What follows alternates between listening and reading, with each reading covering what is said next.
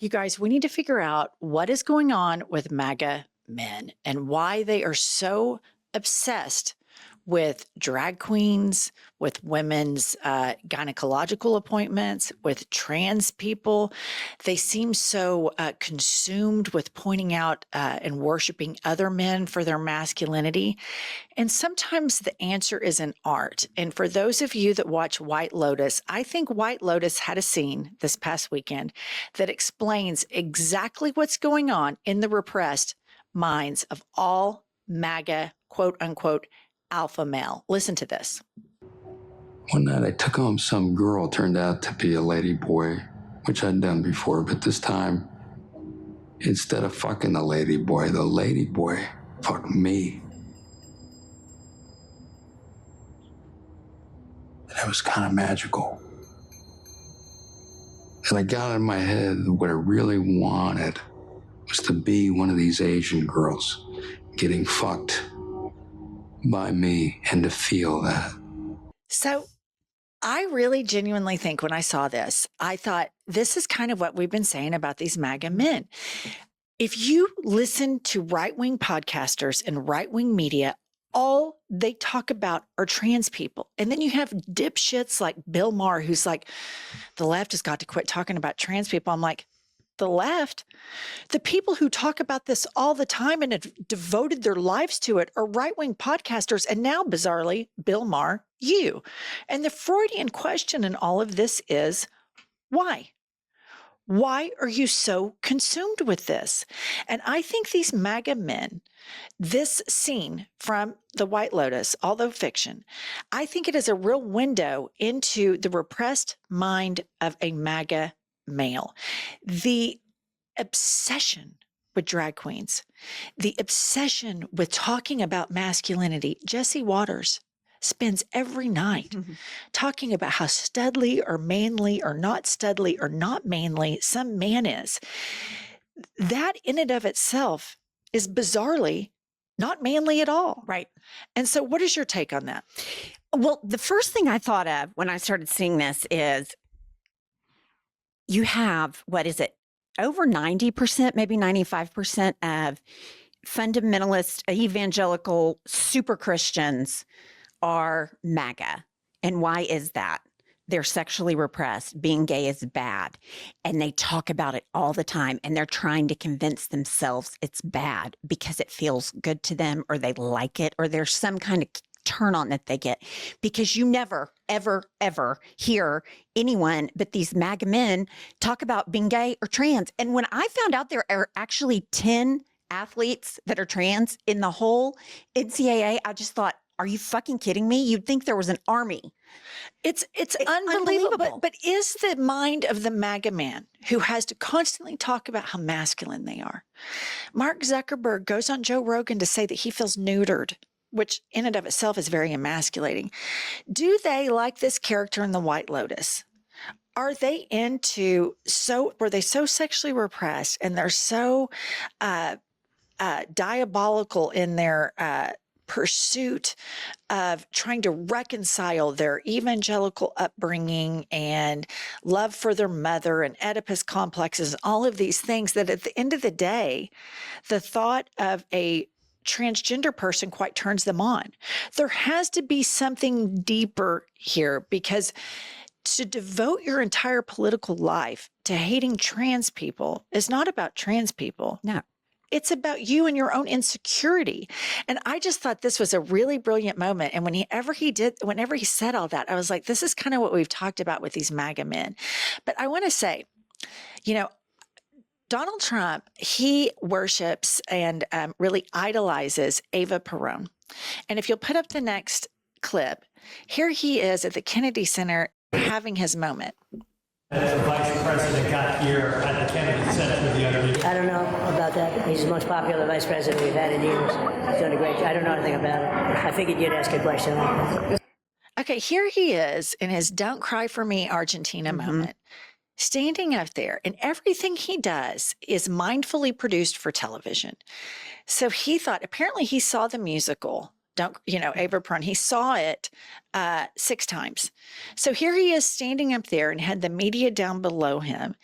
And this is a classic MAGA. What happened when J.D. Vance got booed for a minute? I don't think anything about it. He's the most popular vice president there is, because Donald Trump has that girl that has the crush on him that follows him around and makes him picture books about how popular he is, and he's Mr. Congeniality. I think that this was number one. He has to know that the Kennedy Center has bottomed out since he's now the leader of the Kennedy Center. He goes in there specifically without people, so he can't get booed because the press can't boo him because the press is terrified of him. And he does his little "Don't cry for me, Argentina" moment. And then, of course, I don't know anything about Project 2025. Nobody doesn't like J.D. Vance. And I mean, how many times do we hear Melania was the most popular first lady? J.D. Vance is the most popular vice president. He just sits up there and fucking lies. None of that surprises me at all. Full stop. Okay. Another thing I want to point out for all of these masculine alpha males, and this needs to be, Democratic politicians need to start talking about this. Pumps and I are choosing every day to get behind these microphones and be in front of cameras. And one of the consequences of that is people say mean things about you in the comments section. That just is what it is. We don't get up here and, get in the fetal position and boodle baby about it because we are choosing to do this. Multiply that times 1 billion, and that's what happens when you decide to run for president of the United States and you have a free press. This has always been very problematic for the thin-skinned, fully emasculated, tiny hand, little titty baby Donald Trump, because he can't handle it. So now his new approach with the press is to not answer the questions and then demean and dismiss them based on what news station they work for. And this, to me, there's not a bigger pussy on the planet than a man who cannot stand there and answer a question. Think about football games. Think about basketball games. Think about tennis matches. Each team goes, hey, good luck or good game, etc. This man thinks that he is above everything, and criticism or any question that pertains critical thinking or could be perceived of being critical of him, now he's just outright refusing to answer. Listen to this.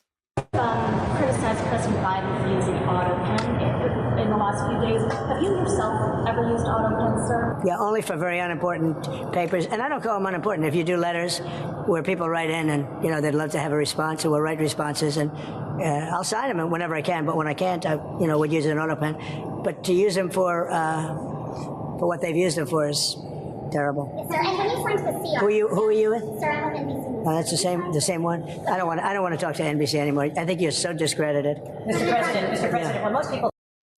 Okay, what I have to say to that is, what a pussy. Yeah. You can't answer the question. You run for president and you can't answer the question. Then you try to run around and say who's masculine and who isn't masculine. The whole manosphere, like Donald Trump is such a wimp. He can't answer a question by NBC News. And this is your answer to all alpha male masculinity manosphere. Are you kidding me? Are these just the biggest small dick convention you've ever seen in your life? You can't answer a question from NBC News? Well, he doesn't want to answer questions from anybody because he thinks he's not to be held account for anything.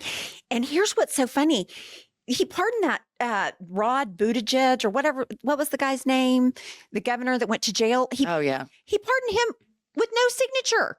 He auto pens everything. He's a fucking liar. He lies, and he doesn't ever account for it. He always blames everything on other people. He's a 70-year-old billionaire that refuses to take criticism because he's so insecure. His dick is so little and his hands are so little. Fucking cannot stand him. Did you see the line in his makeup? Okay, so Vladimir Putin was supposed to meet with Trump today, and he intentionally keeps him waiting and makes a mockery of him to say, hey, I have power over you. And think about that. Think about how much more powerful the United States is militarily, economically, etc.